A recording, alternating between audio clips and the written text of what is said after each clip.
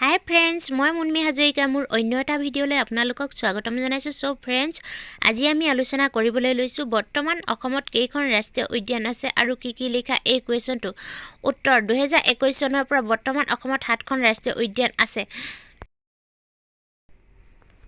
সেইকেইখন হ'ল নাম্বাৰ 1 কাজিৰঙা ৰাষ্ট্ৰীয় উদ্যান, নাম্বাৰ 2 মানস ৰাষ্ট্ৰীয় উদ্যান, নাম্বাৰ 3 নামেৰি ৰাষ্ট্ৰীয় উদ্যান, নাম্বাৰ 4 ওৰাং ৰাষ্ট্ৰীয় উদ্যান,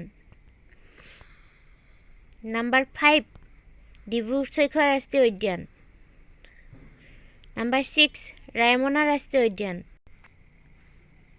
নাম্বাৰ 7 দিহিং পাটকাই ৰাষ্ট্ৰীয় উদ্যান।